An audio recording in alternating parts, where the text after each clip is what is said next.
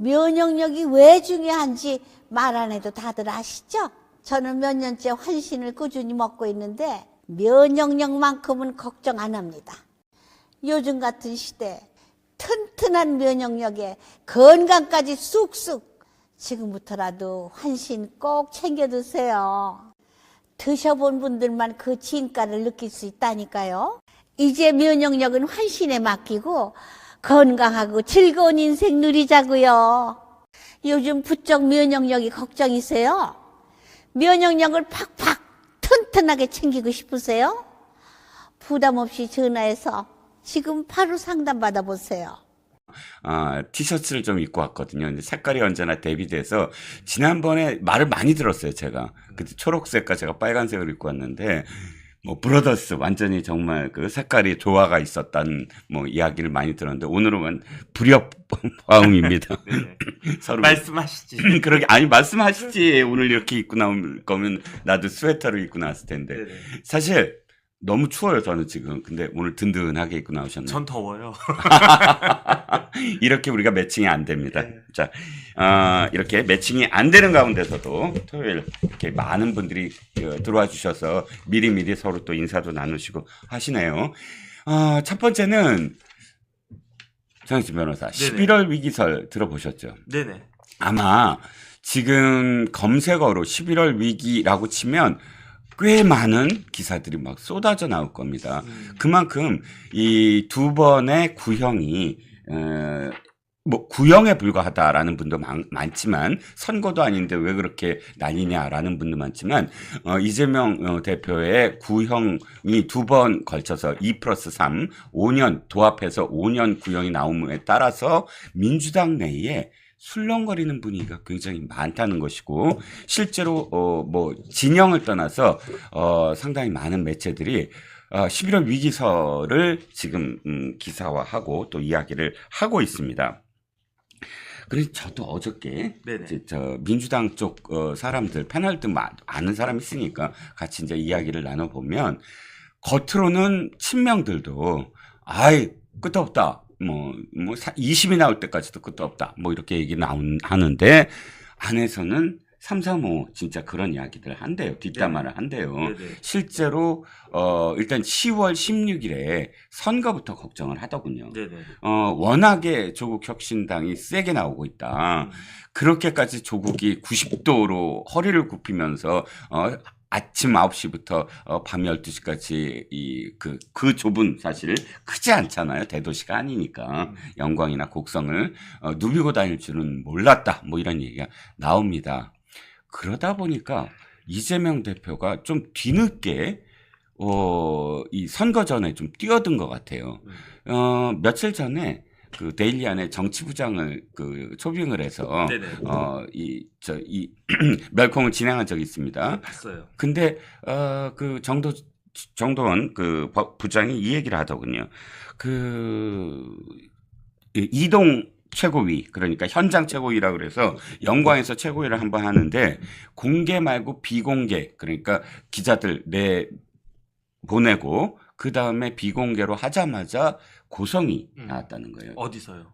영광에서. 민주당에서? 아니면? 민주당 최고위. 민주당 최고위가 이제 그 영광에서 열렸는데 이재명의 목소리가 커지더라. 네네. 물론 이게 아무리 이제 그 귀때기라고 해서 이렇게 귀를 기울여도 정확하게 무슨 말을 하는지는 문 밖에서 모르겠는데 이재명의 고성이 나왔다라는. 경로하셨대요? 경로까지는 모르겠는데 진노하셨나? 그렇지. 그러니까 나왔다는 건 아니 내가 재판 때문에 제대로 선거전을 못하면 이게 제대로 했어야 되는 게 아니냐 뭐 이런 뉘앙스가 아닐까 싶고 그러니까 그만큼 10월 16일의 결과에 대해서 이재명도 신경을 곤두세우고 있다라는 겁니다. 저는 11월 위기설 들어본 게 아니고요. 네. 제가 퍼뜨렸는데. 근원 진앙지입니다. 좀 퍼지고 있나요? 약간 보람이 생기네. 많은 유튜브에서 말씀하셨나 봐요. 저는 어떻게 생각하냐면 네네. 10월에 이제 보선에서 만약에 영광에서 진다. 그러면 금이 짜자작 가는 거고 네. 그 다음에 11월에 따닥 해가지고 유죄가 나온다. 네. 그러면 그 금이 거의 그냥 뭐 뭐 이렇게 파열이 되는 그런 상황이 되지 않을까 저는 그런 생각이 들고요. 네네. 이게 거의 데칼코마니예요. 작년하고 거의 똑같으면서 반대예요. 강서구청장. 네, 반대이면서도 똑같아요. 네. 왜 그러냐면 작년에는 뭐가 먼저 나왔습니까? 법원의 결정이 먼저 나왔어요. 네. 9월에 법원의 결정이 나오고 10월에 강서구청장 보궐선거가 있었고 네. 올해는 10월에 그 영광 보궐선거가 있고 11월에 판결이 나오는 거예요. 순서가 약간 좀 네네. 다르네요. 작년 결정은 유창훈의 결정이었고요. 네네. 요번 판결은 11월 판결은 한성진과 그 다음에 김동연의 판결인데 네. 제가 아무리 생각해도 이거는 유죄가 나올 수밖에 없다. 무죄가 나오기가 어렵다. 왜 그러냐면 네. 첫 번째로 지금 탄원서를 보낸다는 거잖아요. 네네. 그럼 지금 뭐 개딸들이 몇 장이나 모았는지 모르겠는데 원래 이제 뭐 그런 쪽에 좌익들은 탄원서 같은 거 옛날 그 남로당 시절부터 탄원서 같은 거 이렇게 뭐 가라로 만들고 하는 거를 갖다가 거의 그 선수처럼 잘했었어요. 네네. 물론 민주당은 뭐 진짜로 이렇게 그 진정한 그 탄원서를 갖다 보내겠지만 네. 그런데 탄원서라고 하는 건 뭡니까? 탄원서라고 하는 거는 정혁진이라고 하는 사람이 죄를 지었는데 인생이 불쌍하다. 뭐 처자식들이 빽빽거리고 평소에 좋은 일 많이 했다. 뭐 이런 뭐 거. 그런 거. 뭐 그런 식으로 하니까 좀 봐달라. 이게 탄원서지. 네네. 유죄인데 무죄로 바꿔달라. 무죄인데 유죄로 바꿔달라. 이거는 탄원의 대상이 아니에요. 네네. 탄원이라고 하는 말 자체가 한 번만 봐달라는 거 아니겠습니까? 네네. 한 번만 봐달라고 하는 것도 정도가 있는 거지. 네. 예컨대 죄인을 갖다가 무죄로 봐달라. 이거는 말이 안 되잖아요. 그렇죠. 차라리 네. 무죄 탄원서라고 하지 마시고요. 네네. 무죄 의견서라고 하세요. 나는 이러이러한 의견을 가지고 있다. 네네. 그러니까 판사 똑바로 판결을 갖다가 해라. 네. 이렇게 이야기하는 게 맞는 거지. 무죄하고 탄원서하고 서로 매치가 안 되는 것이다. 아하. 그런데 이 무죄 탄원서가 이렇게 딱 돼가지고 이 이야기는 뭐냐면요. 지금 판단은 법적인 문제에 대한 판단은 이 사람이 죄인이냐 아니냐, 이 사람이 형사적으로 5년이냐 10년이냐 여기에 대한 그 결정은 누가 내리도록 되어 있습니까? 대한민국 헌법에 따르면 다수결로 하는 게 아니에요. 네. 아무리 우리나라 국민 99명이 이 사람 정혁진은 무죄다라고 해도 판사가 유죄다 하면 유죄가 되는 거예요. 네. 아무리 어떻게 저 판사가 피도 눈물도 없냐, 이렇게 생긴 애 불쌍하지도 않냐 이러면서 좀 봐주자 해도 깐깐한 판사가 아니야 쟤는 징역 10년이야. 그러면 10년 살아야 돼요. 그렇죠. 이게 뭐냐면 이게 삼권 분립이잖아요. 네. 입법, 사법부, 행정부. 네. 그런데 무죄 탄원서를 재판부에다가 우르르 막 쏟아 넣는다. 이건 뭐냐면 재판이 아니라는 얘기예요. 이런 재판을 뭐라고 합니까? 인민재판. 이런 재판을 인민재판이라고 하고요. 이런 재판은 어디서 이루어지는 것이냐? 조선 민주주의 인민공화국인가? 네. 이제 막 네네. 헷갈리네. 네네. DPRK. 거기에서나 있는 거니까 제가 만약에 재판장이라고 하면은 이거는 무지무지하게 재판부한테 굉장히 모욕하는 거거든요. 네. 당신 판사야? 당신 판사 아니야? 우리가 판사야, 우리가. 당신은 허수아비일 뿐이고 우리가 봤을 때 이재명은 무슨 짓을 했더라도 무죄니까. 그러니까 무죄 때려. 이렇게 압박을 갖다가 하는 건데 그럴 거면 판사가 뭐가 필요하며 그럴 거면 옛날로 치면 사법연수원이 뭐가 필요하며 지금으로 치면은 로스쿨이 뭐가 필요합니까? 그냥 아무나 그냥 개딸들 중에서 그냥 반반하게 생긴 사람을 갖다가 딱 찍어가지고 이번에 너 판사해라. 그 다음에 이번에 너 검사해라. 이번에 너 경찰해라. 이러면 되는 거지. 네. 그러니까 이거는 사법부를 모욕하는 것이다. 저는 그런 생각이 들고요. 네. 그 다음에 이와 같이 명명백백한 사건에서 예컨대 저는 어떤 생각을 처음에 했냐면은 네. 만약에 이번에 무죄 판결이 나온다. 네. 그럼 검찰이 어마어마하게 큰 역풍을 맞겠구나라고 생각을 했는데 네네. 그런데 생각이 바뀌었어요. 왜요? 무죄가 나오면 검찰도 역풍을 맞겠지만 네. 법원도 자유로울 수 없다. 이거는 저부터도 말이 안 된다고 생각을 하거든요. 네네. 이런 식으로 판사가 판결을 갖다가 한다라고 하면 그 사람이 무슨 판사냐. 저는 그런 생각이 들거든요. 네. 1 더하기 1은 2지 않습니까? 근데 1 더하기 1은 1이래. 1 더하기 1은 1이래. 하나 더하기 하나가 하나래. 이런 식으로 계산하는 사람을 어떻게 수학 선생으로 앉혀놓을 수 있겠습니까? 네. 그런 식의 판단을 갖다가 한 사람이면 자격이 없다. 저는 그런 생각이 들기 때문에 네네. 그 다음에 만약에 만약에 이 사건에 대해서 이렇게 뭐 유무죄나 양형에 있어서 비상식적인 판결을 한다라고 하면요. 네. 본인이 제일 잘할 거예요. 그렇죠. 한성진 부장이나 김동연 부장 본인이 누구보다도 더 잘 알 것이다. 저는 그런 생각이 들고 그다음에 이거는 작년에 유창훈 부장판사랑 또 달라요. 네. 뭐가 다르냐? 네. 작년에 유창훈 부장판사는 네. 영장 전담 부장판사인데 네. 부장판사니까 옆에 뭐 배석이 있는 것처럼 생각하는데 그렇지가 않아요. 네. 영장 전담 부장판사는 혼자서 외롭게 그냥 고독하게 결정을 하는 게 그게 영장 전담이야. 네, 네. 그런데 네. 이 사건은 이 케이스는 네. 부장판사인데 옆에 배석들이 있단 말이에요. 네, 네. 지금 우리는 이름을 한성진과 김동연만 기억하지만 네, 네. 한성진 부장 옆에 좌배석 우배석 있고요. 김동연 부장 옆에 누가 있느냐? 좌배석 우배석이 있어요. 네, 네. 그러면 그 사람들도 똑같은 판사들이거든요. 그렇죠. 그럼 예컨대 만약에 한성진 부장이 야 이거는 이렇게 가자라고 몰고 간다라고 해도 네. 옆에 있는 배석들이 똑같이 그것을 따라서 아유 우리 부장님 말씀이 맞습니다 뭐 훌륭하십니다 이런 식으로 따라가지 않는 이상 제가 만약에 네. 그 이종근 부장판사님이란 말이에요. 네. 평소에 제가 존경하고 뭐 우리 부장님 대단하셔 그러는데 네. 갑자기 이런 사건에 있어서 말도 안 된 쪽으로 막 밀고 가려고 그래. 그러면서 야 저기 정판사 그냥 내가 시키는 대로 해. 그러면 네. 참다가 저 같은 경우에는 폭발하지 않을까? 저는 그런 생각이 들기 때문에 네. 판사들끼리는 또 서로 눈치 보거든요. 아무리 부장과 배석이라고 하더라도. 그렇군요.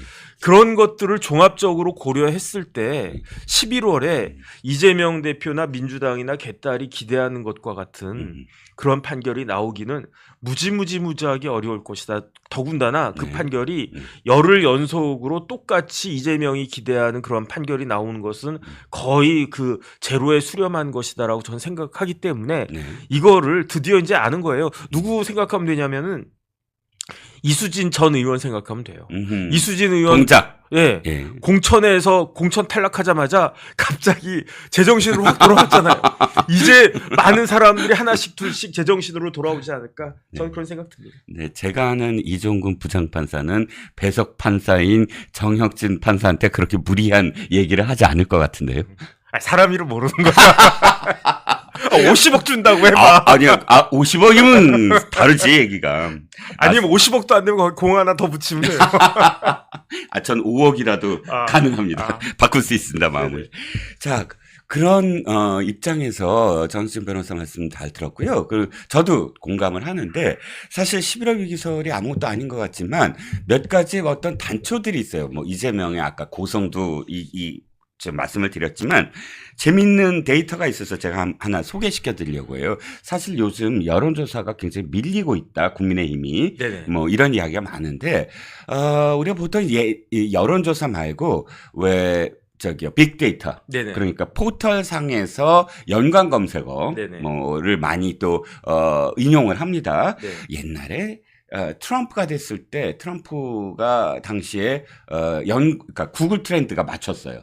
구글이 네네. 트럼프가 된다고. 그럴 정도로 이제 빅데이터를 많이 또 들여다보는데 보니까 썸 트렌드 빅데이터 분석 도구 썸 트렌드에서 썸 트렌드를 한번 찾아봤어요. 9월 3일에서 10월 1일 한 달간 그랬더니 이재명 선거법 이렇게 쳤어요. 네. 연관 검색어가 감성 연관어가 혐의, 위반, 의혹, 거짓말, 기억 안 난다, 운 좋다, 개탄하다. 제가 순서가 가장 많이 나온 순서대로 쭉 연결했습니다. 네네. 결론적으로 말씀드리면 긍정 감성어가 7%에 불과하고 네네. 부정 감성어가 90%를 차지하고 있다라는 거고요. 네네. 자, 두 개 구형이 연달아서 있었던 기간인 9월 21일에서 10월 1일까지 이재명 대표를 눌러봤더니 공직선거법, 사법, 징역, 사건, 수사, 검찰 이 순위로 나왔다는 거예요. 네네. 보통 당대표 그러면 예를 들어서 정치와 관련된 어떤 검색어가 나와야 되잖아요. 네네. 어떤 정책이나 혹은 발언에 관련된 부분이나 그런데 지금 말씀드린 징역, 정치, 사건, 수사, 검찰 이 순위로 검색어가 나왔다는 건 이재명에 대한 어떤 연상 이 완전히 부정적인 그러니까 사법과 관련된 그런 연상어가 그러니까 완전히 뒤덮고 있다라는 거죠. 저는 이재명 대표는요. 네. 지금 오징어 게임을 하고 있다라고 생각을 하거든요. 네. 그러니까 20고개를 넘어야 돼요. 네. 20고개를 넘으면 대통령이 되는 거야. 그런데 저는 기적이라고 생각하고요. 네. 그다음에 진짜 대단한 사람이다라고 생각을 하는 게 네. 지금 10고개 정도를 넘어갔어요. 네. 기적이에요. 저는 10고개 못 넘고 그냥 뭐 한 두세 단계 정도에서 그 낭떠러지로 떨어져 가지고 그래도 불안한데요. 10겁이밖에 안 나왔어요. 그럼. 그래서 저도 사실 불안해지는 마음이 있는데 네. 그런데 문제는 뭐냐면 네. 이제 오징어 게임 시즌2 나온다고 그러던데 네. 오징어 게임을 봐도 단계가 1단계부터 20단계까지 갈 때 네. 매운맛이 더 강해지잖아요. 처음보다는 처음에 뭐 뽑기 같은 거 했고 처음에 뭐 무궁화꽃이 피었습니다. 뭐 그것부터 시작해 가지고 뭐 줄다리기도 했었고 막 못도 했었고 그러지 않았습니까? 네. 그런데 이게 난이도가 갈수록 높아지는 거예요. 그런데 지금 이 난이도가 굉장히 높은 난이도가 두 개가 이제 연속으로 그 눈앞에 있는 거예요. 네. 그러니까 이런 것들을 과연 넘을 수 있을까? 근데 중요한 건 뭐냐면은 오징어 게임에서 패자 부활전이 없어요. 오징어 게임에서는요. 한 번 그 삐끗하면은 그 순간 탈락하는 거 아니겠습니까? 탈락 죽음이죠, 그냥. 네네. 그렇죠. 그래가지고 그 많은 사람들 중에 네. 몇 명이 저 통과했습니까? 이정재가 통과했지. 제 기억이 예, 맞아요. 이정재 혼자 통과했죠. 혼자. 예. 그 다음에 이정재 후배 뭐 서울대 경영학과 나왔나 아주 머리 무지막지하게 좋은 그 친구도 중간에 결국 탈락했잖아요. 네네. 그러니까 과연 이거는 머리만 좋아서 안 되고 운도 좋아야 되고 천시와 지리와 뭐 그 다음에 인화가 다 합쳐져야지 가능한 그런 프로젝트인데 그런데 과연 이게 될까? 저는 좀 이렇게 긴장되는 마음이긴 하지만 그래도 쉽지 않을 것 같다는 그런 생각을 계속 하고 있는데 어찌됐든지 간에 그 요번에 그 판결이 어떻게 나오는 게 봐야 될 것 같고요. 네. 그 다음에 이 판결이라고 하는 게 네. 1심도 있지만 2심, 3심이 있단 말이에요. 네. 그런데 사실은 이재명 대표가 목소리가 높아졌다고 그랬지 않았습니까? 네. 그 목소리가 왜 높아졌을까? 전 생각이 조금 달라요. 왜요? 선거 때문에 목소리가 높아진 게 아니에요. 왜냐하면 내가 예컨대 제가 그 회사에서 뭐 이제 제가 과장인데 네네. 부장님한테 엄청 깨졌단 말이에요. 네네. 그럼 집에 와서 어떻게 합니까? 집에 와서 우리 애라도 잡고 우리 애라도 뭐 근데 이제 우리 와이프 눈치 봐가지고 우리 마누라가 아니 내일 모레가 시험인데 어디서 애를 잡으려고 그러면은 차라리 강아지라도 잡지 않습니까? 저희 불쌍한 강아지. 이재명 대표가 네. 지금 신경이 굉장히 날카로워요.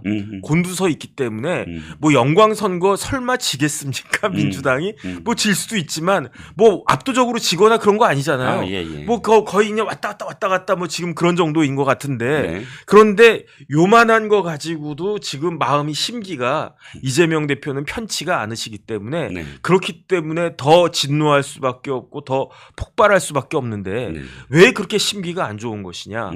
구형이 2년 3년 나온 것도 크지만 네. 더 큰 게 있어요. 어떤 거요? 더 큰 게 뭐냐면 네네. 대법원장이에요. 아, 조희대 대법원장. 네네. 대법원장이 지금 네. 뭐라 그럴까 이재명 대표 입장에서 보면 네. 눈치 없게 어허. 아니 왜 재판을 빨리 한다고 지랄이야 지금 이러고 있을 거란 말이에요. 그렇지. 말도 안 돼. 선거법 특히나 633 지켜라. 그러니까요. 예. 지금 이재명 대표가 2년 2개월이나 그 1심을 갖다 끌어왔는데 네네. 그래서 윤 대통령 임기 시작한 지 거의 한 절반을 잘라 먹었는데 네. 그러면은 나머지 2개 가지고 나머지 절반만 잘라 먹으면 나는 된다 이 생각하고 있지 대통령 않았겠습니까? 된다. 아 진짜 되겠네 이런 생각을 하고 있었을 텐데 네. 왜 갑자기 뜬금없이 조희대 대법원장님이 불쑥 일어나셔가지고 네네. 3개월에 끝낸다 이렇게 이야기를 하니 네. 6개월이면요 네. 그 내년에 제가 봤을 때 네. 조희대 대법원장 말씀대로라고 하면 네. 내년 2025년 6월이면은 음흠. 대법원까지 확정 판결 나옵니다. 네. 그러면 그때는 게임이 완전히 끝나는 거예요. 완전히 끝나는 것이다. 저는 그런 생각이 들고 그 다음에 다른 사람도 아니고 조희대 대법원장이 633 지켜야 된다라고 말씀하셨으니까 최소한 대법원 3개월은 끝난 거예요. 그렇죠. 대법원에서 아니 예컨대 저야 뭐, 그러니까 뭐 거짓말을 그냥 뭐 수시로 밥 먹듯이 하는 사람이니까 내가 뭐 3개월이라고 하니까 진짜 3개월인 줄 알았냐? 이렇게 이야기할 수 있지만 네네. 우리 존귀하신 이종근 실장님 같은 아하. 경우에는 말씀 한 번 뱉으면 웬만하면 다 지키잖아요. 그러니까 이제 그와 같은 그 이종근 실장님보다도 훨씬 더 바르게 살아오셨다라고 저는 믿어 의심치 않는 조희대 대법원장이 네네. 대법원에서 3개월 그 기간 지켜야 된다. 이거는 훈시 규정이 아니고 임의 규정이 아니고 강행 규정이다라고 말씀을 하셨으니까 네. 대법원은 3개월이면 끝난다는 이야기예요. 네네. 그다음에 그러면 고등법원에 있는 그 부장 판사들도 그래도 대법원장 눈치 봐야 되지 않겠습니까? 그렇죠. 그러니까 제가 봤을 때 고등법원에서 아무리 길게 끌어봤자 네. 3, 4개월이면 끝날 거고요. 그다음에 사건 자체가 어려운 사건이 아니라니까 그렇죠. 이거를 2년 2개월이나 끌었다는 게 진짜 대단한 거라니까. 그렇죠. 그러니까 이재명 대표 심기는 지금 무지무지무지하게 지금 복잡하고 막 짜증나고 그럴 것이다. 그런 생각 듭니다. 예, 날짜로 계산해 보니 799일을 끌었다고 하더군요. 딱 200일만 더 하면 아라비안 나이트, 천일 야화가 될 뻔했어요. 아, 예. 네네. 예, 200일 참 이재명한테는 200일만 더 끌어줬으면 하는 생각이 들었을 텐데. 그러면은 3심까지 대법원까지 1000일 정도 걸리겠네. 아, 그렇지. 네네. 천일 야화. 천일 야화가 됐네. 아, 천일 야화를 딱 완성했네요. 그러면 대권이라고 한 거는 한여름 밤의 꿈이 되겠네. 우리 문학적으로 계속 연결해 볼까요? 네네. 그런데 자, 하나가 더 있습니다. 이 선거법이 만약에 633으로 끝난다 그러면 한숨 푹푹 쉬면서 고민해야 될 지점이 434억이거든요. 제가 만나본 민주당 쪽 사람들이 그런 얘기를 또 많이들 해요. 진짜 434억을 어떻게 할 건가라고 심각하게 고민하기 시작했다는 거예요. 네네. 즉 지금 당사가 300억이래요. 네네. 시세로 300억이면 그거 갖고는 택도 안 되고, 그렇다고 해서 의원들한테 십시일반으로 1억씩 내라 그랬을 때 실제로 낼 수 있을까? 왜냐하면 3심까지 만약에 다 간다고 쳐봐요. 그러면 이재명을 위해서 의원들이 뭔가를 할 수 있을까요? 네네. 그러니까 이재명 힘 빠진 거잖아요. 네네. 3심에서 유죄 나오면.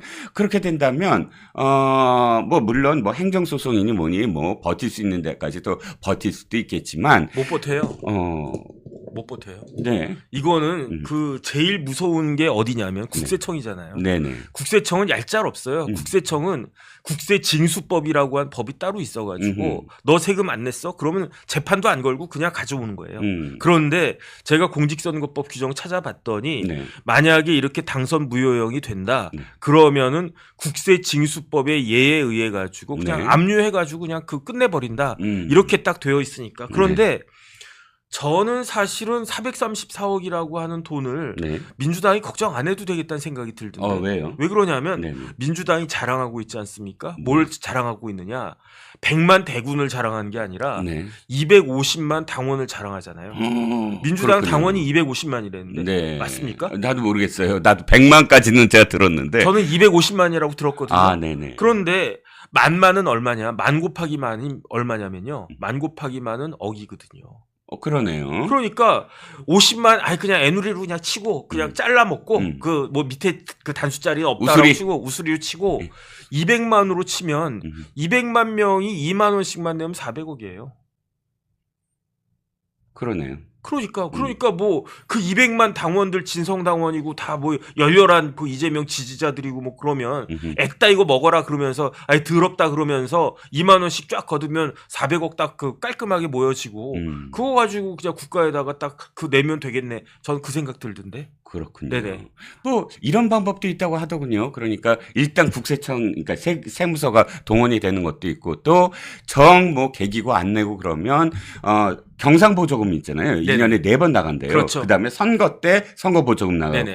그걸 그냥 막아버리면, 네네. 지금부터 안 주면 네네. 사실 그게 어마어마하잖아요. 네네. 사실 그러면 방법이 없다. 네네. 정당에서도 그거 갖고 사실 당 운영을 하니까 그런 방법도 있다고 선관위에서 이야기했다고 하니. 아니 그다음에 네네. 민주당 국회의원 뭐 170몇 명이잖아요. 네네. 200명 치고 네. 그러니까 1인당 2억씩 내면 되잖아요. 딱 깔끔하게 떨어지긴 네네. 하죠. 그러면 400억 그거 아무것도 아니야. 그러니까 민주당은 너무 제가 처음부터 계속 민주당 제가 걱정이 돼가지고 제 입장에서는 434억 7천만 원이면 되게 큰 돈이거든요. 그러니까 야, 그 돈 어떻게 모으나 해가지고 쓸데없는 거 그렇게 하지 마시고 뭐 무죄 탄원서 이런 거 쓰지 마시고 십시일반 돈이라도 좀 모아놓는 게 좋지 않을까라고 제가 말씀을 드렸던 적이 여러 번 있었는데 네네. 그리고 나서 제가 곰곰이 생각해 보니까 국회의원 200명 치고 1인당 2억씩 내면 되겠네. 당원 200만 원 치고 1인당 2만 원씩 내면 되겠네. 오히려 돈이 그냥 차고 넘치겠네. 그러니까 너무 걱정하지 마시라 저는 그런 생각이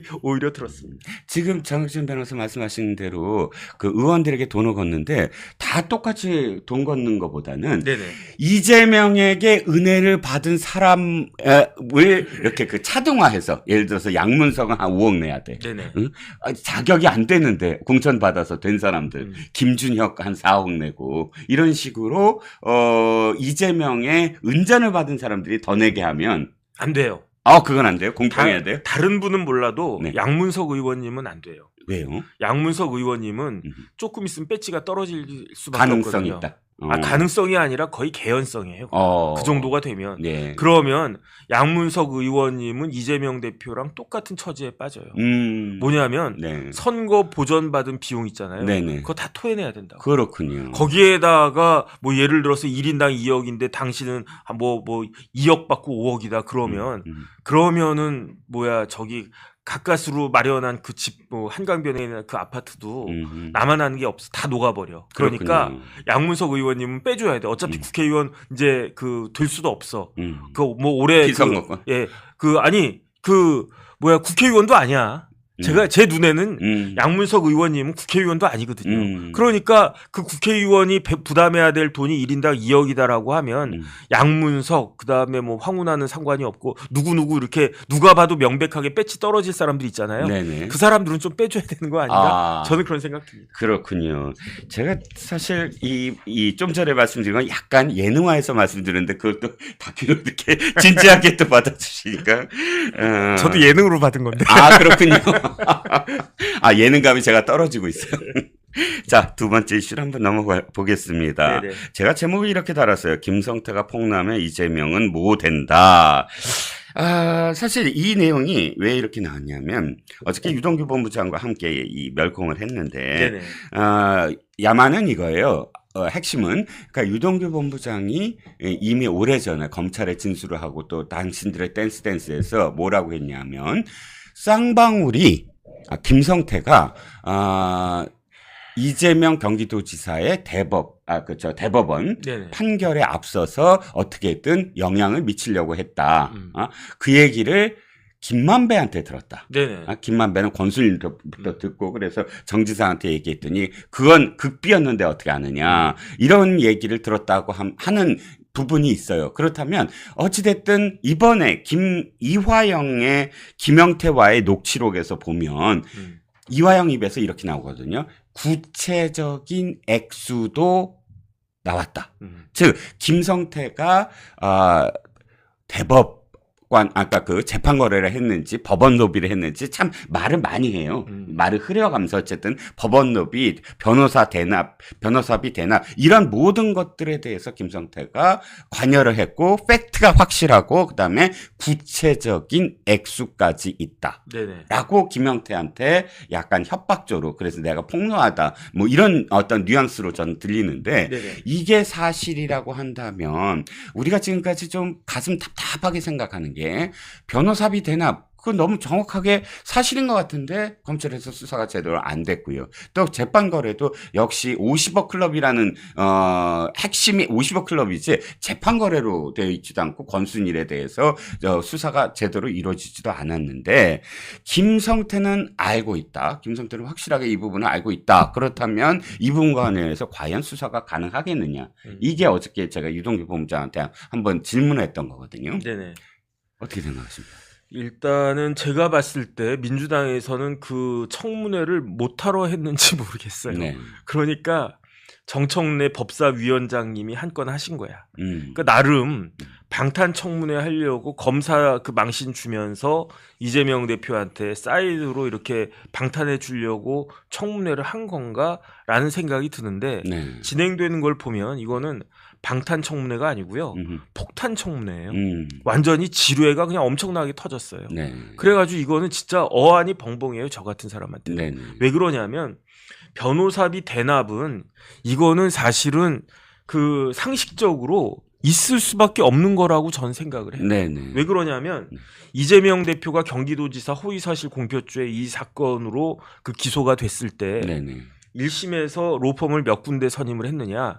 7군데를 선임했어요. 네. 그러니까 제가 그렇게 이야기를 하니까 댓글 달린 어떤 분이 댓글 달면서 야 네가 뭐 계약서 봤냐? 뭐 이런 식으로 이야기를 했는데 계약서 안 봐도 다 확인하는 방법이 있어요. 네. 1심에서 7군데를 네네. 했어요. 왜냐하면 왜 1심에서 7군데를 했느냐? 네. 이재명 대표한테는 이 재판이 단순히 내 피선거권이 어쩌고 저쩌고 그 문제가 아니에요. 네. 왜냐하면 이재명 대표가 경기도지사 선거하면서 보전받은 금액이 40억이야. 그런데 이재명 대표가 신고한 금액이 재산이 네. 29억 9천 몇백만 원이라고요. 네. 그러니까 자기 재산 다 털어 넣어도 10억을 더 그 집어넣어야 돼. 누구랑 똑같습니까? 광노현이랑 똑같은 거예요. 네. 그러니까 지금 뭐 피선거권이고 뭐고 이거는 어떻게 보면은 음흠. 사치스러운 이야기인 거고 네. 만약에 이번에 내가 이 선거에서 진다 음흠. 그러면 나는 완전히 알거지 된다. 음. 그다음에 뭐 저기 마이너스가 10억이 되나 20억이 되나 똑같은 거 아니겠습니까? 그렇죠. 어차피 뭐 배째를 이렇게 할 수밖에 없는데 네. 그런데 그러니까 여기에 대해서는 굉장히 뭐라 그럴까 집중할 수밖에 없는 그런 상황이었기 때문에 네. 로펌을 무려 7군데나 썼는데 네. 1심에서 이게 맥혔어요. 음흠. 다 무죄가 나왔잖아. 네. 그러니까 이재명 대표가 항소심에서는 안심을 한 것 같아. 네. 로펌 3개를 줄였어. 왜냐하면 돈이라도 좀 아껴야지. 그래서 항소심에서 로펌이 4군데가 됐단 말이에요. 네네. 그리고 난 다음에 어떻게 됐습니까? 왜 줄여? 그냥 계속 7군데로 가지. 벌금 300 나왔잖아요. 예, 유죄가 나왔죠. 유죄 나오면서 벌금 300이 나왔는데 벌금 300만 원까지 거 내고 말지 이게 아니고 벌금 300이라고 하는 거는 얼마다?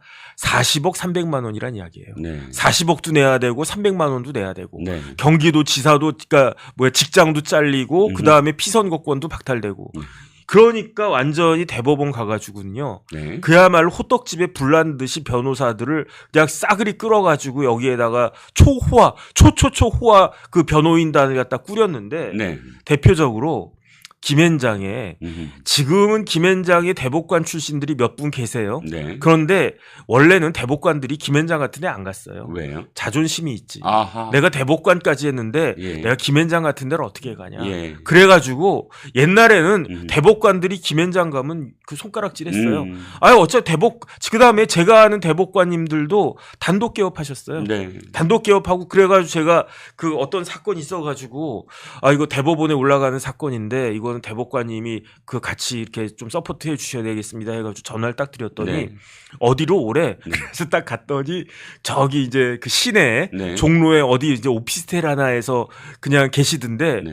거기 대법관님 한 분 계시고 그 다음에 그 요번에 막 그 로스쿨 그 나온 지 얼마 안 되는 그런 젊은 변호사 하나 딱 데리고 두 사람이서 그러니까 대법관님하고 젊은 변호사하고 둘이서 그냥 사무실 그냥 그 다음에 이제 그 대법관님은 사건도 네. 내가 원래 사건 잘 안 해. 네. 그 다음에 이제 그런데 제가 이거 되게 중요한 사건이고 1심, 2심이 결론이 달라졌고 너무너무 이건 좀 이상합니다라고 그러니까 그런 판결문이나 1심, 2심 판결문이나 두고 가시게 해가지고 딱 놓고 갔더니 대법관님이 딱 보시고 이건 항소심 판결 좀 이상한 것 같은데 그럼 내가 한번 맡아볼게 라고 해가지고 그때 그 사건 했었거든요. 네. 그런 식이지 네. 대법관들이 김앤장 가는 경우는 진짜 옛날에는 생각 못했던 그러한 일이었는데 그렇군요.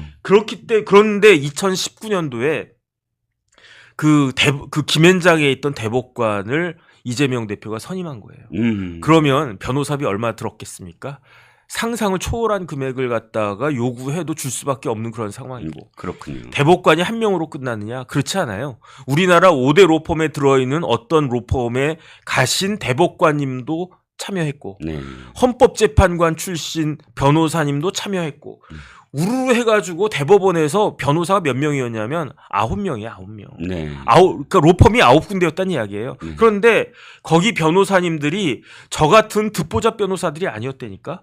대법관, 그 다음에 뭐 헌법재판관, 뭐 특검, 그 다음에 뭐 어디 뭐 차장검사 정도는 진짜 저 밑에 그 줄도 못 쓰는 그런 정도 그 초호화 그 변호인단을 꾸렸는데 네. 그런데 그 제가 계산을 해보니까 이재명 대표가 한 2억 얼마 들었다고 그랬거든요. 그렇죠. 변호사 비용이. 네네. 1심이 7명, 7군데, 항소심이 4군데, 그럼 더하면 11잖아요. 네. 대법원이 9군데. 합치면 요것만 해도 20군데고요. 네. 파기환송심 4군데 치면 로펌을 24군데 선임했는데 쉽게 말하면 김앤장에 있는 대법관 출신 변호사님을 그 n분의 1로 하면 1,000만 원 주고 선임했다는 이야기예요. 그건 뭐냐면은 네.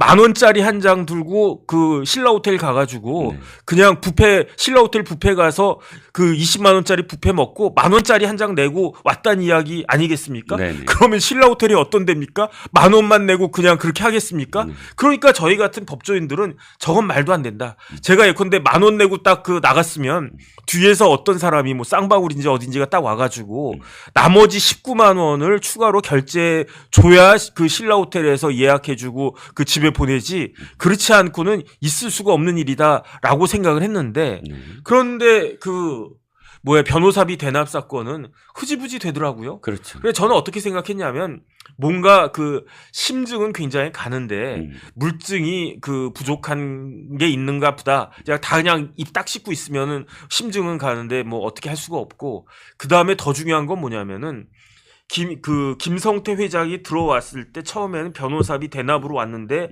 이걸 갖다가 하나하나 파다 보니까 쌍방울 대북 송금이 터졌잖아요. 네네. 그러니까 훨씬 더 어마어마한 게 터졌으니까 아유 뭐 이거는 뭐 됐다 해가지고 넘어간 것이 아닌가 저는 그런 생각을 했었는데 이번에 그 청문회를 통해 가지고 이 녹취록을 통해서 변호사비 대납의 실체가 어느 정도 이제 윤곽이 그려진 것 같아가지고 저는 굉장히 이런 청문회를 민주당에서 왜 스스로 그 발등을 찍는 청문회를 못하러 했나 참 희한하다 그런 생각했습니다. 그렇죠. 지금 좀 전에 말씀해 주셨던 액수가 귀에 꽂힙니다. 성남시장 시절에 재산이 29억이었다고 29억 9천만 원. 29억 9천만 원. 그런데 작년 2023년도에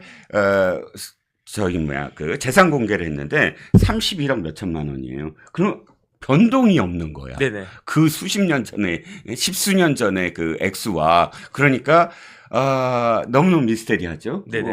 1,000만 원씩 주더라도 재산 변동이 없어요. 근데 재산 변동이 그 전해와 다르게 조금 낮아졌어. 그랬더니 뭐라 그러는지 아세요? 딱 이거예요. 이 지출이 좀 늘어났다. 소비가 늘어나서 지출을 좀 하다 보니까 뭐 액수가 좀 줄어들었다. 딱 법카를 못 쓰게 되니까. 아니 그다음에 주식으로도 조금 잃지 않았습니까? 이재명 대표. 예. 주식도 약간 좀 변동을 했다고 하고요. 아무튼 제가 안타까운 건 이겁니다. 변호사님. 그러니까 이런 증언이 녹취가 나왔다고 하더라도 실질적으로 검찰이 수사에 들어갈 수 있느냐는 것. 네네. 그리고 김성태가 이것을 증언을 할 것인가라는 점. 왜냐하면 김성태는 이미 대북 송금과 관련해서 자신도 지금 피고인이잖아요. 네네. 그리고 자신이 거기에 대해서 자기 방어를 해야 되는 어떤 상황이고. 그런데 이것과 관련된 녹취가 이렇게 나왔다 그래서 인지수사, 뭐 검찰이 수사에 다시 돌입한다? 가능한 일인가요? 일단은 김성태 회장이 어떤 포지션을 취하느냐에 따라 달려 있는데 네. 김성태 회장이 다음번 공판에서 뭐 이런 부분들 진술하겠다라고 이야기했다는 기사를 제가 읽었거든요. 네. 그러니까 다음번 공판이 그 다음 주나 뭐 그쯤 될 것 같아요. 네. 그럴 때 김성태 회장이 과연 어떤 포지션을 취하느냐 그게 중요하다 그 생각이 들고요. 네. 한 가지만 제가 첨언해서 말씀드리면 네. 이재명과 관련된 사람 중에 재판받고 있는 사람 누가 있습니까? 대표적으로? 유동규? 아니요. 정진상? 김만배. 김만배가 네. 로펌 한 군데 썼어요. 우리나라 빅펌 중에 하나라고 하는 데를 갖다가 쓰고 있는데 네네. 거기에다가 변호사 비용 얼마 들었다고 그랬습니까? 얼마 들었다고 100억 들었다고 그랬잖아요. 아, 그렇군요. 그런데 그 김만배가 쓰고 있는 선임한 로펌보다 훨씬 더 비싼 데가 김앤장이거든요. 그렇죠. 제가 알고 있기로는 그래요. 네. 그런데 1,000만 원 주고 썼다는 이야기 아니겠습니까? 네네. 그 다음에 최근에 그 이슈가 됐던 그 사람 중에 하나가 누가 있습니까? 민희진 씨라고 있잖아요. 네네네. 들어와 어두워. 네. 예. 민희진이 그 누구야 저기 방시혁이 이끄는 그 뭐죠? 그 회사하고 네. 어쨌든 하이브하고 네. 법적 분쟁을 갖다가 하는데 거기도 이제 우리나라 그 굴지의 그 빅펌을 갖다가 쓰고 있어요. 네네. 김앤장 아닙니다. 네. 그런데 제가 보니까 저는 그런 게 눈에 들어와가지고 뭐. 변호사 비용을요. 예. 민희진 씨가 예. 지금까지 30억 가까이 썼대요. 그러니까 이재명 대표가 예. 이런 초호화 그 변호인단을 꾸려놓고 네. 2억 얼마밖에 안 썼다라고 이야기하는 게 네. 물론 이제 시간 차이는 좀 있지만 몇 년 차이는 있지만 네. 제가 봤을 때는 말이 안 된다. 이거를 그 변호사들 길 막아놓고 물어보십시오. 이제 그 서울 변협이나 뭐 이런 데에다가 그 뭐 서초동 가면 변호사들 많잖아요. 네. 서초동 길 막고 변호사님이세요? 그거 뭐 그 김앤장 뭐 이렇게 선임하는데 1,000만 원이면 될까요? 그러면은 거의 뭐 이상한 사람 아니야? 이런 취급 받을 겁니다. 그렇습니다. 이 기사는 사실 너무 당연한 거긴 하지만 단독하고 이제 나온 기사입니다. 방북기 대납액과 관련돼서 이화영이 자백을 했잖아요. 6월 9일, 6월 10일, 6월 30일. 네네. 그런데 검찰이 이재명 공소장에서 그걸 뺐다고 합니다. 사실 제가 여쭤보고 싶은 건 이거예요. 네네. 그게 진술을 했다고 하지만 1심 재판부에서 그러니까 본인이 그것에 대해서 부인하면은 증거로 채택되지 못하는 거 아닌가요? 그러니까 옛날에는 검찰에서 이렇게 자백하면 네네. 증거 능력이 인정이 됐어요. 네. 그래가지고 이화영 부지사가 뭐라고 이야기했느냐? 6월 9일부터 6월 30일까지 가가지고 네. 심경의 변화가 있었어요. 그다음 제가 봤을 때 그때 서민석 변호사님인가요? 그 네네. 부장판사 해광. 출신 그 변호사님이 아마 그 이화영 씨를 설득을 했을 거예요. 아이 저 부지사님 이렇게 하다가 진짜 징역 10년 20년 나옵니다. 그런데 형이라도 좀 줄여야 되지 않겠습니까? 그러니까 이 정도 되면 어쩔 수 없습니다. 자백해야 됩니다. 저 같아도 그랬을 거예요. 네네. 그러니까 그때 이화영 부지사가 뭐라고 이야기했느냐? 이화영 부지사가 이재명 당시 경기도지사한테 보고를 갖다가 했다는 거예요. 네네. 그러니까 그 이화영이 이재명한테 이렇게 방북하려고 하는데 돈 들어간다 이렇게 이야기를 했더니 네. 그러니까 이재명이 뭐라고 이야기했느냐? 그냥 알아서 하세요 이렇게 이야기했대요. 네. 그 다음에 정진상이 자기를 불러가지고 앞으로 대북 제재가 심해질 테니까 그러니까 오히려 이럴 때 기회는 찬스다 해가지고 이재명 지사 방북으로 성과를 한번 내보세요라고 그 실장이 정진상 실장이 직급상으로는 자기 한참 위에 있는 이화영 부지사에게 그렇게 이야기를 갖다가 했다는 거 아니겠습니까? 네네. 그래가지고 정진상의 요구로 이재명 지사의 방북을 추진한 것이다. 그 다음에 쌍방울이 방북 비용을 대납하기로 한 것에 대해서 마찬가지로 이재명 지사한테 보고를 갖다가 했고 거기서 오케이 사인이 떨어졌기 때문에 대북 송금을 김성태 통해서 진행했다. 이런 이야기가 2023년 작년 6월 9일부터 6월 30일까지 사이에 딱 있었고 이게 언론에 의해서 딱 드러나니까 그러니까 김영태 변호사도요. 네. 이재명 경기도지사 이 허위사실 공표죄 이 사건에 그 들어가 있는 9개 로펌 중에 하나가 법무법인 덕수 김영태 변호사였어요. 네네. 근데 마찬가지로 이화영 부지사 사건도 지금 맡아가지고 했는데 그때 이제 그 김영태 변호사가 녹취를 했나? 저는 녹취가 어떻게 됐는지도 사실은 이거는 그 위법하게 녹취가 된 거거든요. 왜냐하면 변호인 접견할 때 핸드폰 못 들고 갑니다. 네. 그러니까 이거 어떻게 녹취했지? 녹음기도 못 들고 가거든요. 시민단체가 고발했어요. 네네. 김영태 변호사. 네네. 지금 당신이 위계에 의한 공무집행 방해. 네네. 그러니까 녹음기를 갖고 와서 녹취한 것이다. 그러니까요. 그거 참 희한하다. 일단은 그 생각이 드는데 네. 어쨌든 6월 30일까지 이화영 부지사가 이렇게 진술하고 이게 검찰의 피의자 신문 조서로 딱 남으니까 7월부터 막 난리 난 거 아니겠습니까? 7월부터 뭐 변호사 잘라라 그 다음에 그 백여사가 나와가지고 그냥 당신 정신 차려라 이렇게 하고 김영태 변호사는 또 통해가지고 그 둘 사이에 녹취록이 지금 막 날라다니고 하고 이런 일들이 딱 벌어진 건데 그런데 어쨌든 지난 정권에서 형사소송법이 개정돼 가지고 네. 이화영 부지사가 검찰에서 이야기한 거를 입을 싹 씻어버리면 증거 능력이 없어져 버려요. 그래서 이거는 다시 그 법원에서 재판 과정에서 공판 과정에서 그대로 이야기를 해야 되는데 그 사이에 그 이화영 부지사 마음이 변심을 갖다가 한 거죠. 그러니까 이 부분은 지금 그 유죄의 증거로 사용은 안 됐는데 하지만 이 증거 말고도 증거가 차고 넘치니까 그러니까 어떻게 했습니까? 그러니까 이제 그 9년 6개월이라고 하는 중형이 선고가 된 겁니다. 그렇죠. 그래서 아까 좀 전에 말씀하신 그 녹취와 관련돼서 뭐 공방이 한참입니다. 이 녹취는 오마이뉴스가 맨 처음 터뜨렸어요. 9월 30날. 네네. 근데 이거야말로 이재명이 주장하는 짜깁기였거든요. 우리가 얘기한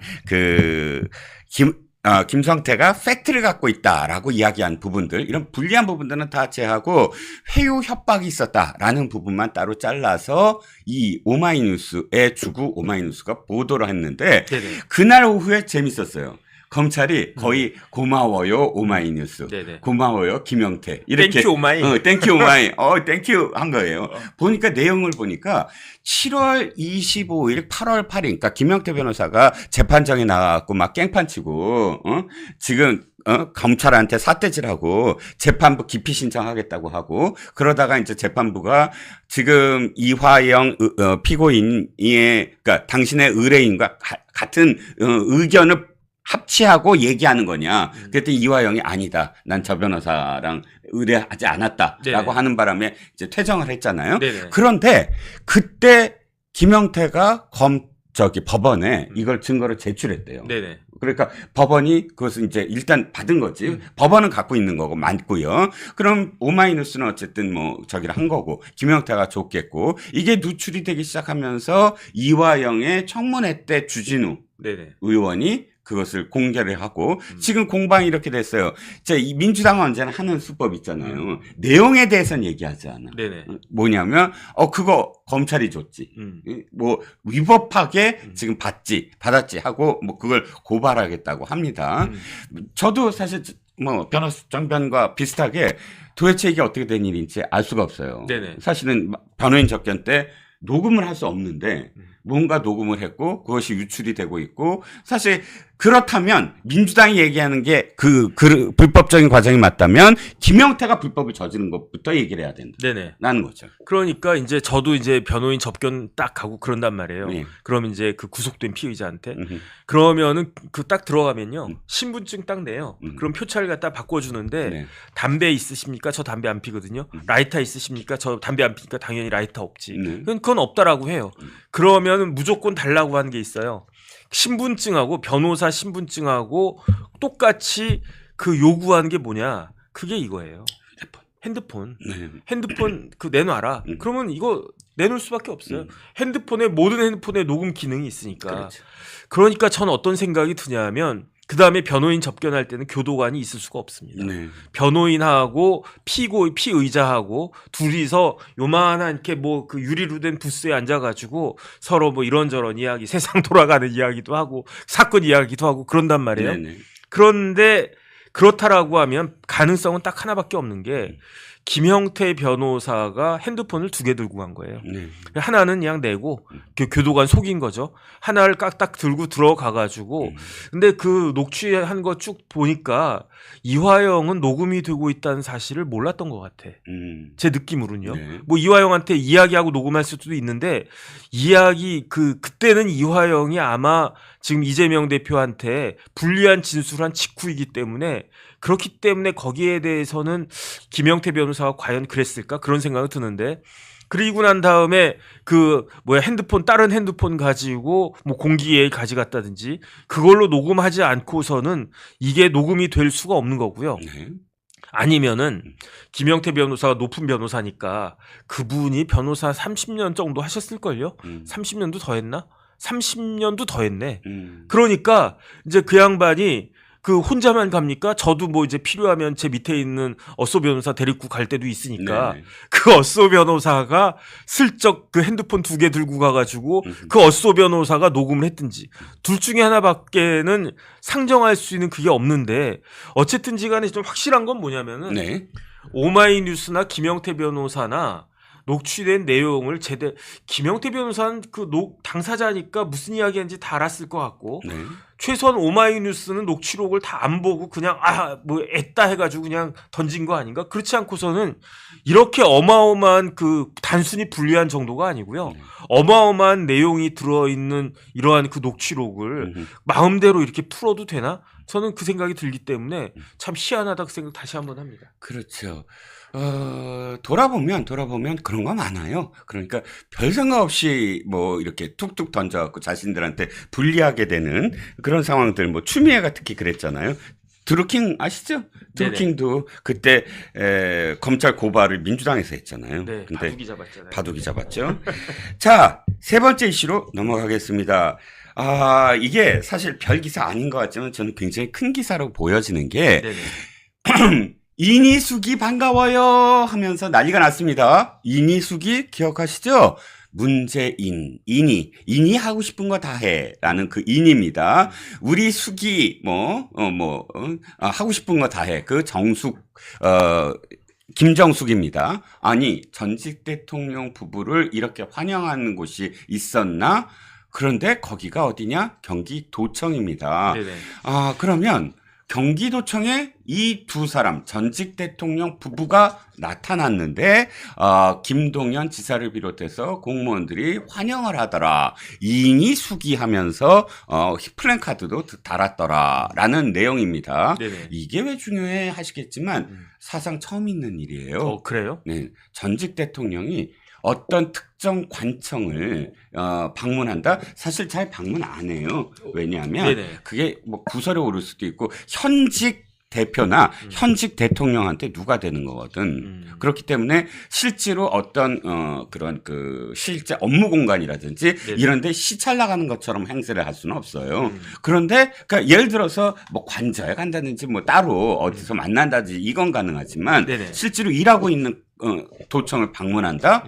그러질 않아요, 잘. 나중에 구설에 오르니까. 그런데 문재인은 지금 간 겁니다. 그러면 싫어할 사람이 있죠? 누구?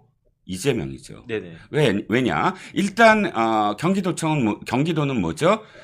친문들의 망명지예요. 네네. 친문들이 지금 전해철을 포함해서 뭐 친문 그룹에서 이번에 박해를 받았던 사람들, 공천을 못 받았던 사람들이 대거 지금 경기도에 가 있다라는 기사가 계속 나오고 있고, 김동연이 물론 계속 일관되게 비명 목소리를 내는 건 아니지만 포인트마다 아픈 얘기를, 공격적인 얘기를 가끔 하거든요. 이런 상황에서 문재인이, 전직 대통령이 경기도를 찾아가서 환영을 받았다라는 기사가 나오면 이재명이 좋아할까요?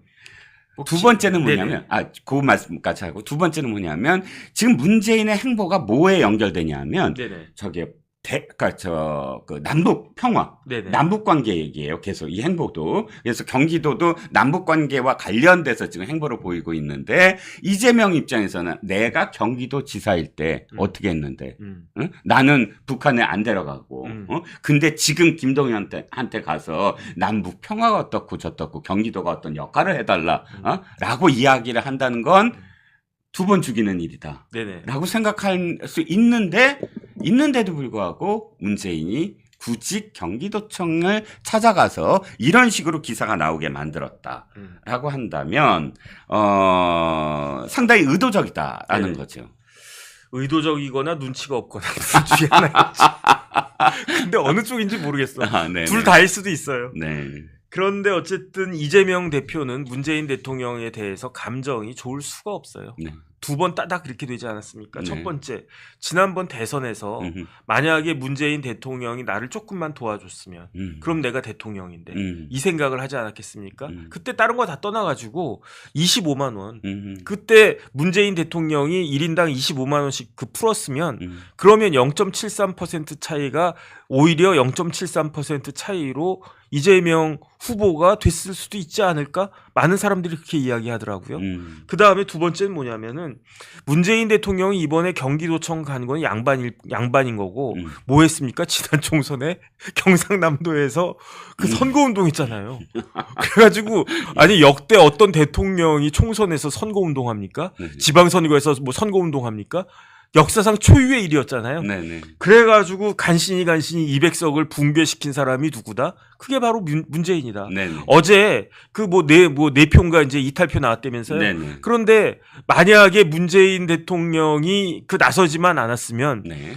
200석은 아니더라도 195석, 196석, 197석이 됐을 수도 있지 않았겠습니까? 그렇겠죠. 그때 부산에서는 이제 포기했고 오히려 충청이 좀 버텨줄래나 그 생각을 했었는데 네네. 결과를 딱 열어보니까 충청이 붕괴하고 그나마 그래도 이제 PK에서 어느 정도 이제 버텨줘가지고 그래가지고 진짜 200석을 갖다가 간신히 지켜낸 거 아니겠습니까? 그 네. 무너뜨린 거 아니겠습니까? 네. 그러니까 이재명 대표 입장에서는요, 그냥 저 양반은 가만히나 계시지 움직이는 바람에 진짜 200석을 넘을 수도 있었고 200석에 가까이 갈 수 있었고 만약에 198석이었다고 봐요. 네. 그러면 한두 명만 마음만 바꾸면 그러면 이제 대통령 그 권한이 심각하게 훼손될 수 있는 그런 처지가 될 수도 있었던 거 아니겠습니까? 그렇죠. 그러니까 그런데 또 눈치 없이 또 여기저기 이렇게 돌아다닌다. 이게 눈치가 없는 건지 아니면은 11월을 기대하면서 지금 뭐 의도적으로 행보를 갖다 한 건지 조금만 지켜보면 알 수 있지 않나 싶습니다. 그렇습니다. 그리고 또 유의미한 기사가 하나 나와서 이 기사도 한번 말씀을 드려야 될 것 같아서요. 지금 채널A 단독이에요. 단독 기사를 2개를 냈는데 문재인이 당시에 UN 제재가 18원인데도 불구하고 남북 철도 복구 연결하는 공동조사를 한다는 명분으로 UN 모르게 전 세계가 모르게 금수품 네. 예를 들어서 철근이라든지 뭐 이런 유엔이 그러니까 북한에 보내면 안 된다고 한 품목들을 보냈다고 합니다. 그런데 알고 봤더니 NSC에서 이미 논의도 다 하고 통일부 장관이 버젓이 승인도 해주고 이런 아주 드러내놓고 안에서는 다 이렇게 그 금수품을 반출을 했다더라라는 겁니다. 이래놓고서 사실 그 당시의 어떤 상황들을 보면 유엔 제재에 대해서 뭐 우리도 같이 이렇게 동참하는 것처럼 계속 외교부가 얘기를 하고 하는 상황들이 계속 연결이 됐거든요. 그러니까 겉으로는 유엔 제재에 대해서 동참하는 것을 보이면서 안으로는 금수품들을 이렇게 북한에 보냈더라 하는 기사가 나왔습니다. 이건 진짜 미친 거예요. 네, 이거는 대한민국을 위기로 몰아넣는 그런 행동입니다. 그렇죠. 두 가지인데요. 네. 첫 번째는 북한을 강화시키는 거잖아요. 네네. 아니 지금 할 거면 북한을 도와줄 거면 정정당당하게 도와주더라도 북한 사람들 지금 어떻습니까? 굶어 죽는 사람들도 있다고 하니까. 네. 그러니까 먹을 거 뭐 쌀, 뭐 옥수수 이런 것들을 인도주의적인 측면에서 보내주는 건 저는 그나마 낫다라고 하는데 네. 돈을 갖다가 보낸다. 거기에다가 무슨 물품을 갖다가 보낸다. 금수 그쪽으로 보내면 안 되는 그런 것들을 보낸다. 결국은 북한 인민들을 위한 게 아니고 네. 북한의 지배층 김정은 같은 사람들을 오히려 그 권력을 더 강화시키면서 결국은 그 총구가 어디로 오고 있습니까? 다 남한으로 오고 있잖아요. 네. 대한민국으로 오고 있잖아요. 그렇죠. 지금 둥둥둥 떠다니고 있잖아요. 네. 오물풍선이. 그 오물풍선이 양산까지는 안 내려가겠죠. 네. 하지만 서울부터 해가지고 경기까지는 뚝뚝 떨어지고 있지 않습니까? 네. 거기서 불나가지고 피해 입은 그런 우리나라 국민들 있지 않습니까? 네. 말도 안 되는 거고요. 더 직접적이고 더 중요한 건 뭐냐면 네.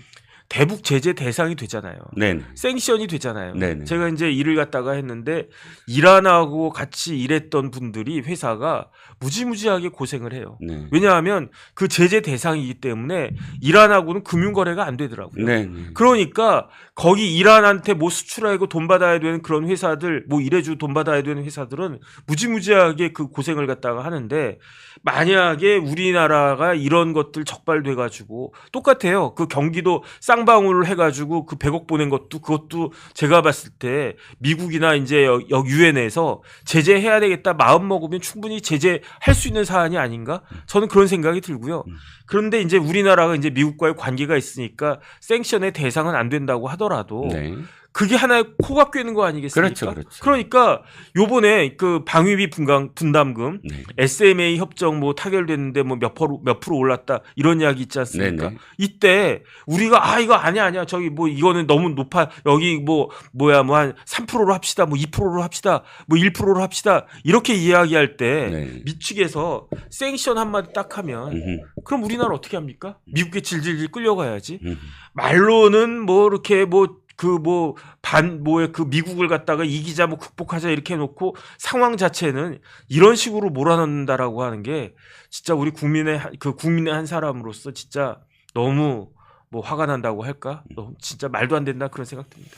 그렇습니다. 자, 이 유엔 제재를 뛰어넘어서 문재인이 보낸 게 이것만이겠습니까? 저는 더 많을 수 있다고 생각을 해요. 그런데도 불구하고 삶은 소대가리 소리나 듣고 네네. 보냈는데도 불구하고 그리고도 지금까지 평화로웠던 5년이 계속 됐다면 지금쯤은 우리가 4만 불 뭐 시대다 뭐 이런 소리를 계속 하고 있습니다. 답답합니다. 자, 오늘 1시간 동안 이렇게 달려봤고요. 잠깐 전하는 말씀 듣고 돌아오겠습니다. 면역력이 왜 중요한지 말 안 해도 다들 아시죠? 저는 몇 년째 환신을 꾸준히 먹고 있는데 면역력만큼은 걱정 안 합니다. 요즘 같은 시대 튼튼한 면역력에 건강까지 쑥쑥 지금부터라도 환신 꼭 챙겨 드세요. 드셔본 분들만 그 진가를 느낄 수 있다니까요.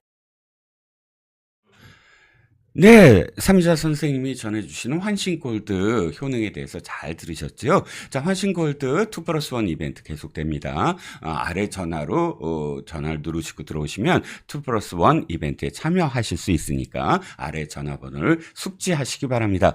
월요일은 오후 1시 멜콩 라이브, 오후 1시는 김민수 대변인과 김유진 대표가 함께하는 그런 프로그램이니까 월요일 1시도 꼭 들어와 주시기 바랍니다. 날씨가 많이 차워졌습니다. 건강 유의하시고 저희는 다음 주에 또 뵙겠습니다. 감사합니다. 네, 고맙습니다. 면역력이 왜 중요한지 말 안 해도 다들 아시죠? 저는 몇 년째 환신을 꾸준히 먹고 있는데 면역력만큼은 걱정 안 합니다. 요즘 같은 시대 튼튼한 면역력에 건강까지 쑥쑥 지금부터라도 환신 꼭 챙겨 드세요. 드셔본 분들만 그 진가를 느낄 수 있다니까요. 이제 면역력은 환신에 맡기고 건강하고 즐거운 인생 누리자고요. 요즘 부쩍 면역력이 걱정이세요? 면역력을 팍팍 튼튼하게 챙기고 싶으세요? 부담 없이 전화해서 지금 바로 상담 받아보세요.